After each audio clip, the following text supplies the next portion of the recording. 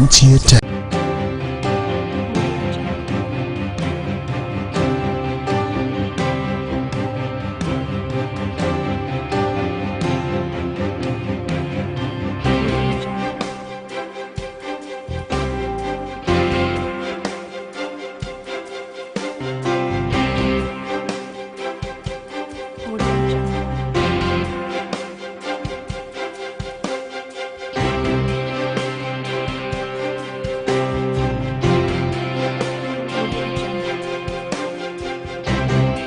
It's another beautiful time on Health Watch, reaching you on your number one station, Nta Lagos Channel 10, the station for excellence. Today we're talking about a topic that affects everyone, both young and old, but children, women and men. And it's an interesting topic because for us in Lagos, we know how it is, all the hustle and bustle in Lagos. It's a highly commercialized city. People go out very early as 4 a.m. and they come back up till 12, 11 a.m., 12, depending on where you stay because of the heavy traffic. And the concern would be, how do you catch sleep? As in, how do you get to sleep? How do you rest? Because it's one thing for you to get home on time, it's another thing for you to sleep at least, and then in the morning again you are up. Our topic today is on the importance of sleep and self-care.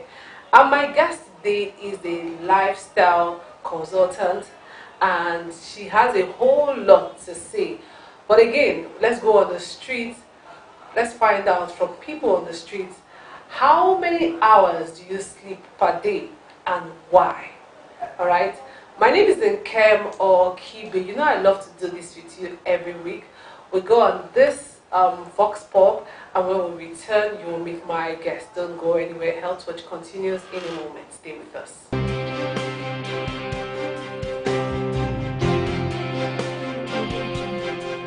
About 4 hours, because I don't like sleeping at night like that. So I just stay up to like 4, then I sleep by 5. Before, like normally, this my hustle. The way before I used to be sleeping like 2 times a day, but now the country is just hard now. I cannot even sleep at all. Every time I used to be working, no rest, nothing, because the country now has strong already now. Although me, I don't like to sleep. Even night, I don't like to sleep. Even when I get to bed, the way I get to bed to my children, I don't like to sleep. Sometimes they will say that if you have child, you're supposed to sleep when the child is sleeping. But I told them that I don't like to sleep. Just 6 to 8 hours. And because of the kind of job that I'm into, the kind of work that I do, maybe I'll wake up early and I'll come back late. 6 or 5. It depends on the type of situation I'm in. Maybe I'm tired, so I can just be very, very tired because I go out and come back in the night.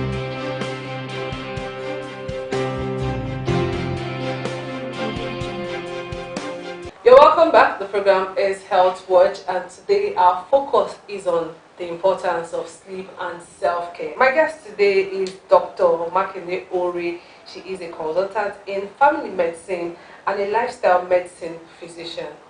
You're welcome to the program. Thank you so much. Okay, talking about sleep, the intro I had at the beginning of the program, I mentioned that in Lagos, it's a norm in Lagos for people to go out very early and come back very late, and you won't believe it, some people might have to eat their bar. Their heavy food before they go to bed. So I don't know how many hours sleep they get before the for the morning time, you know. But the question is, what's the importance of sleep? Sleep is as important as the air that we breathe, as the food that we eat and the water that we drink. I love to tell people about sleep. So many of us consider sleep as being a waste of time, being unnecessary. I have so much to do, I have to catch up. And so that's why you find out that people wake up very early to go to their places of work, and then they come back very late. So they have a very little time, to catch up with sleep. But people need to understand that they need to pay more attention, to their sleep. And the reason is because when we sleep, our body repairs itself. It's just like wheeling in your vehicle into the mechanic workshop, to say, okay, this vehicle needs to be, checked, even though there's nothing really wrong, but that check that you do from time to time. So in the same way, when we sleep at night, after being all over the place throughout the day, your body repairs itself. Your DNA naturally repairs itself. And there are certain functions that take place in the brain, in other organs, like our kidneys, our liver, even our bowel, in our heart. So whenever we don't sleep well, it's going to affect those organs. Now let's talk about the brain, for example. We have studies now that show that when we are deprived of sleep, that we are more likely to develop dementia, earlier in life. So we are seeing people developing dementia at age 60 now. Even people at age 50, they are developing dementia.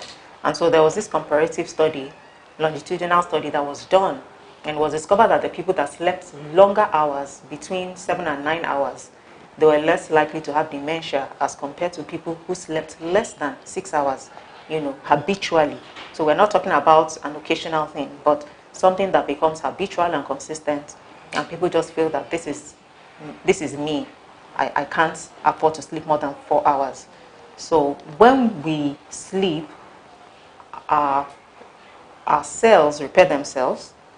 And then aside from that, very importantly, because we've discovered that when people are acutely sleep deprived, they're more likely to lose, their moral judgment. So they make wrong decisions. And they take decisions on behalf of other people, and that can impair, a lot of what is going on around them. For example, now, there was a pilot who was investigated.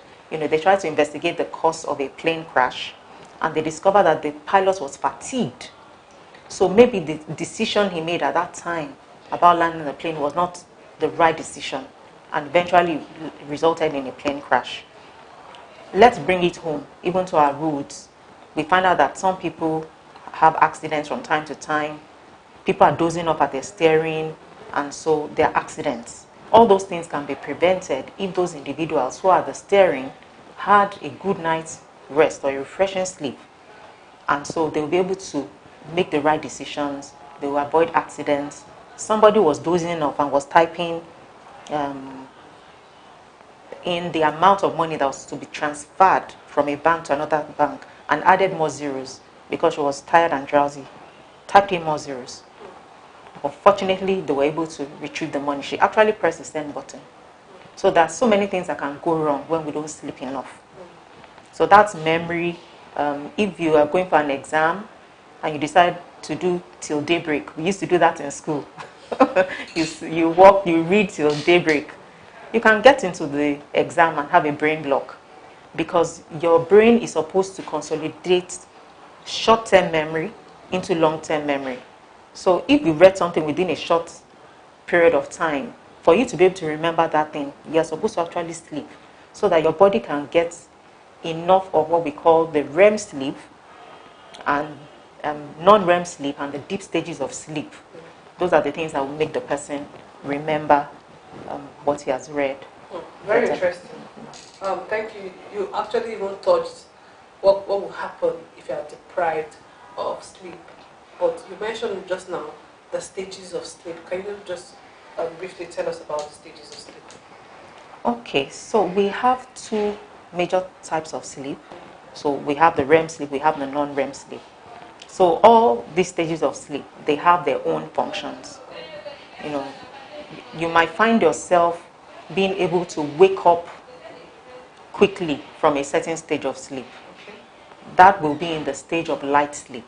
So most of the time, our sleep will start with the non-REM, and then we now go into the REM sleep.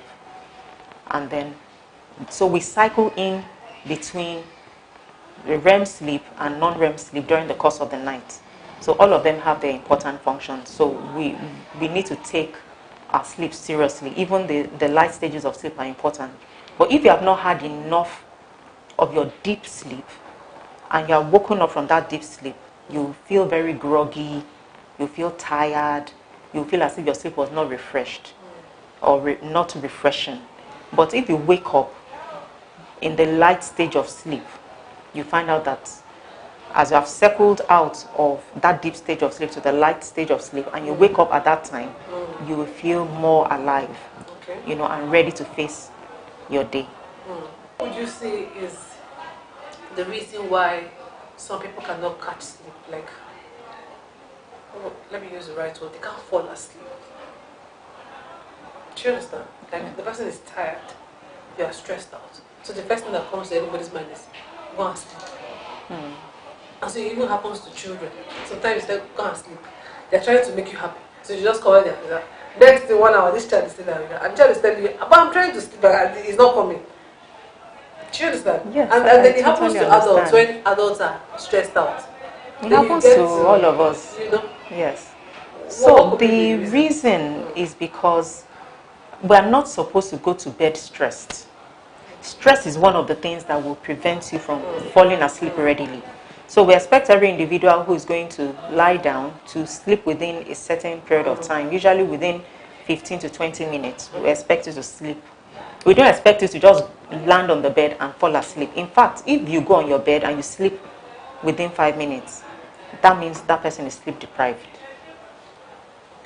Yes. So your body is supposed to wind down. And it is recommended that you wind down over a period of 30 minutes to 1 hour before bedtime. So we don't want to go through the hula baloo of Lagos life and then you just come and lie on the bed and just sleep. If you sleep, that will be a sleep of exhaustion and you are going to wake up soon after that because you did not really prepare your body to sleep. Okay. So we're supposed to wind down from activities, things that are mentally engaging, things that are distressing. You know, some people, it's just before bedtime at 10 o'clock, they want to watch the 10 o'clock news. So you go and you start watching the news and you hear of all sorts of things that could actually be distressing. Especially if you want to go to other international news channels and you'll be wondering what's going on around me, why is this happening here and there, one distress and all of that. All of that sends messages to your brain and creates a sense of alertness. And all these devices that we watch, the TV, our iPad, computers, our phones, they are devices that send messages to you to keep alert. And so you find out that at that time you'll not be able to sleep because it interferes with the production of the sleep hormone, which is supposed to be heightened at that time. But once you're exposed to those lights, your sleepiness reduces. And so you find out that you can stay awake for longer. But by the time your lights go out, your devices go down, it sends a message to the brain to say, produce more of this sleep hormone. And so you begin to feel sleepy when everywhere is quiet, dark, because the way the body has been designed is for us to sleep when it is night and to be awake when it is daytime. So the daytime light is supposed to trigger your alertness. But we are now bringing what is supposed to be in the day to the nighttime. And so that pushes back what we call the biological clock on our inside. And so you find out you won't be able to sleep as easily. But by the time you now begin to work on what to do before bedtime, especially within the 4 hours just before bedtime. For example, meals. You talked about people coming home to eat eba at 11 o'clock. Okay, let's not even say 11 o'clock, even 9 o'clock. That can interfere with sleep, can impair the quality of our sleep. So recommendations are that your last meal should be at least 3 to 4 hours, before bedtime. But how many people can do that? Okay, that leads us to how do we cultivate good sleeping habits? Because, okay, I'm in your office and I'm sure you're going to be here till 5. You get home by 9 or you get home by 8. Well, that doesn't happen every day. Okay. So how do we cultivate good sleeping habit? Because Lagos is just peculiar. Lagos is peculiar. It's exceptional. There's nothing anyone can do about it. You just see that you want to beat traffic. You want to always beat traffic. So most times you end up, even on the stairs, sometimes you feel sleepy. It happens to almost everybody. Right? So what happens? What should we be doing when such is happening all the time and you don't actually have that time to catch that sleep? So the thing is that many of us, when we get home, we take our walk home. Yes, the reason why we take our walk home is that when we go home, we start thinking about all the things that went on at work. We start doing many other things. I know some people are guilty here. So we start doing things that we should have left in the office. So that keeps your mind awake. Okay. So what we have found out is that when you even want to sleep, you won't be able to sleep because your mind is active. But if you want to enjoy a refreshing night's sleep, wind down, kind of tidy up everything that has happened at work at least 90 minutes before bedtime. So, and then make sure you have had your meal, like I said, much earlier, maybe like 3 hours before. Maybe you eat before leaving the office, if that is an issue. And then have a fixed time for going to bed. Let's go to bed at about the same time every night. Your body will get used to that. And the secretions from your pineal gland and all the other hormones are supposed to work together to make you sleep. They would harmonize, and you're more likely to fall asleep at the set bedtime. But if you go to bed 8 o'clock today, another day 11, another day 3 a.m., it's going to cause a disorder in what we call the circadian rhythm. That is more or less like your biological clock. So you find out that the times when you want to sleep, at maybe even 11, you might not even just sleep. So it's important to have a set bedtime, carry out relaxation activities. You can listen to cool music, you can spend some time meditating, you can spend some time in prayer, you can have a warm bath, things that will cool your body's core temperature. It's not the time to be calling people who are in a different time zone abroad. Oh, let me catch up. All those things, they keep your mind alert. And don't listen to distressing news too at that time. Avoid news tabs. The news will be there the following morning. So from what you just said now, going by what is happening in Nigeria, we don't need to state the obvious, but this program is supposed to provide solutions to people.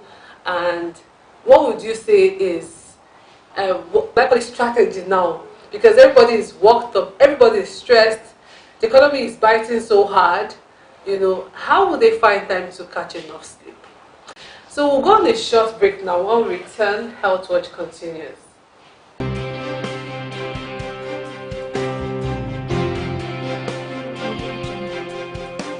If you're just joining us, the program is Health Watch, and our focus today is on sleep. My guest is still in the house, Dr. Nta Ch1O, and she is a consultant in family medicine and a lifestyle medicine physician. Okay, before we went on the break, I talked about the situation we find ourselves in the country right now. Yes. And everybody knows what's happening. So how do you get enough sleep? if everybody's now increasing their hustle, doubling their, what will I call it now, doubling their game, trying to make ends meet, how do you now catch enough sleep? Yes, so the first thing really is our mindset. Somehow, some way, right now, some people are still having parties, they're still throwing parties, even in the midst of this situation. We are still ensuring that we eat. Somehow, some way, we will make sure we eat because we know the importance of that food. And there's something that is calling our attention to the fact that we need to eat, the hunger, right? But it's not all the time that we realize that there's a connect between our ill health and the fact that we're not sleeping. So one of the things I didn't say in the beginning was that when we don't sleep well, we are more at risk of high blood pressure.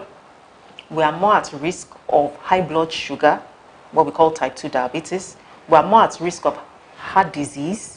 In fact, people who sleep shorter hours, less than 5 hours habitually, they have been shown to be more likely to have a heart attack and to die prematurely. So when people have sleep deprivation, and they don't usually link it to some of the symptoms they're having.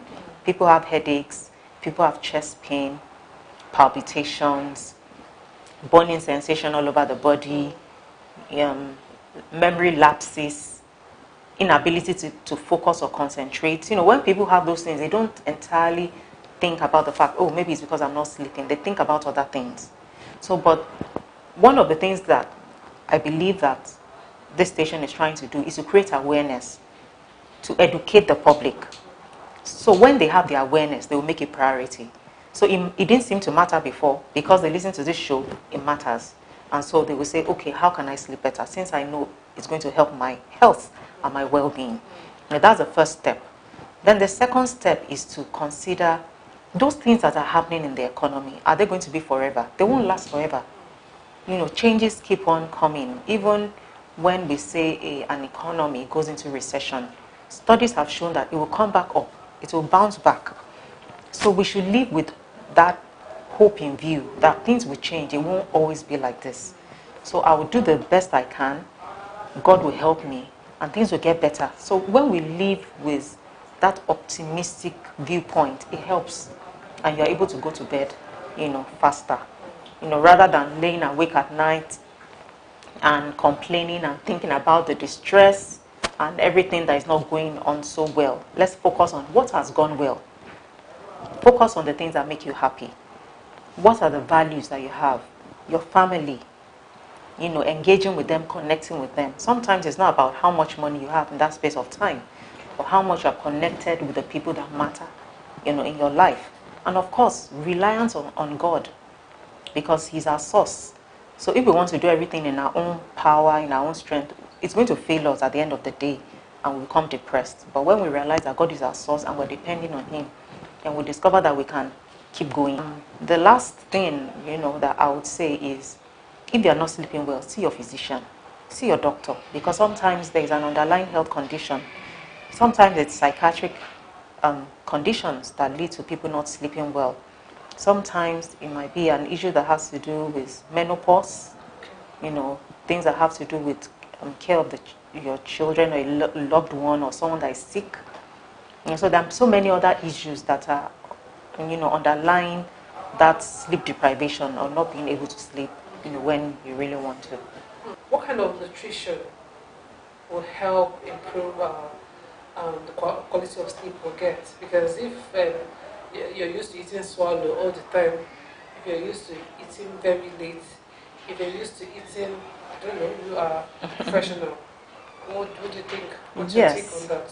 So the recommendations that I have are evidence-based, based on studies. So studies have shown that if you have a dinner, that is high in fiber, then you're likely to have a more refreshing sleep and less interruptions, in your sleep. But when you take a very high carbohydrate meal, you are likely to get up several times at night to use the bathroom.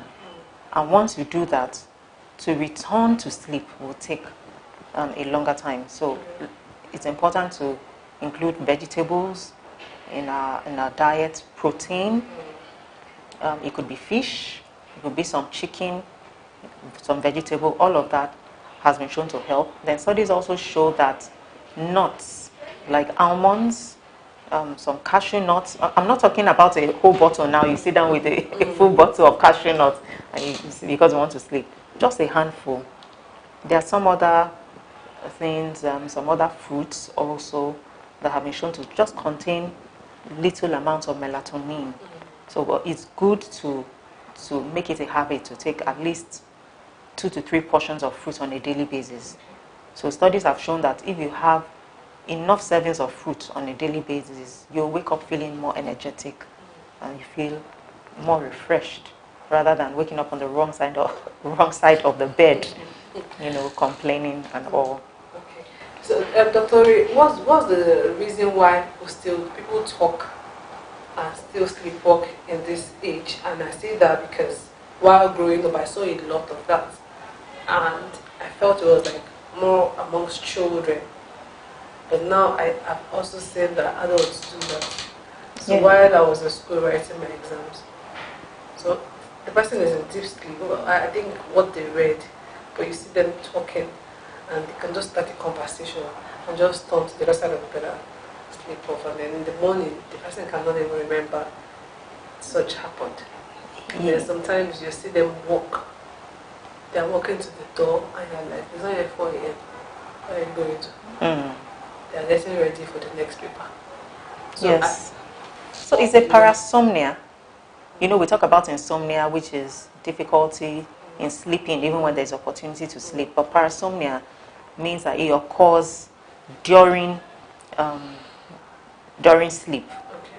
So it's a sleep disorder that needs to be evaluated. Now, if that person is able to practice sleep hygiene, it can actually reduce the severity. and some people might outgrow it over time with improved sleep hygiene. But if that is persistent, the person should be evaluated. 1 minute. What's your advice to negotiators? And I know that this topic is relevant to everyone in Nigeria, but for Lagos, Lagos is, I'll say, it's peculiar. So, what's your advice to them? So my general advice to Lagosians is that they shouldn't look for sleeping pills to fall asleep, buying over-the-counter medication to fall asleep. We just need to make little tweaks in our lifestyle. Sometimes you might just need to lose a bit of weight. Sometimes is to stop drinking some substances, especially alcohol. Alcohol has also been shown, to interfere with sleep. Substances can also interfere with sleep. And I want Lagosians to remember that when we sleep, our brain clears out bacteria and viruses. And that would improve the immune system and improve the overall well-being. So when they remember these two important things, that you don't need a pill to fall asleep, and that when you're able to sleep, have a refreshing sleep, you actually improve your immune system, it will keep on sending those messages to them every day. It will be a reminder that my sleep is very important for me. Thank you so much for coming on Health Watch today. One of the things that we've done today is to render free service to everyone watching. And that's why we're NTA, that's why Health Watch is here, to create awareness on topics like this. Thank you so much for coming on the program. It's my pleasure. Thank you so much for inviting me. And that's the much we can take on this week's edition of Health Watch. You agree with me? What we have done today, we have brought free service on Health Watch, because when I mentioned the topic, of course, you watching me, you're thinking, oh, sleep. What is their sleep? But you've seen a whole lot of things was said then by Dr. Ori. And I want to thank you for being part of the program, because you have a lot to take home with. Whatever it is happening in Nigeria now, try and remain optimistic. Try and sleep, oh, because of course you know that a lot of things was mentioned today on the importance of sleep. You have questions, you have comments, you have inquiries, please send a text only to 07060865487 or send a mail to kibenkem@gmail.com. You know I usually say, health conscious people live longer. My name is Nkem Okibe. See you next week. Want the best in news, info, and entertainment. NTA 10. NTA 10. Super channel in sports and documentaries. NTA 10. NTA 10. Even with movies, cartoon, and live talk show. Art, bad toys, and go for nothing less. Station for excellence. NTA 10 station for excellence. NTA 10 station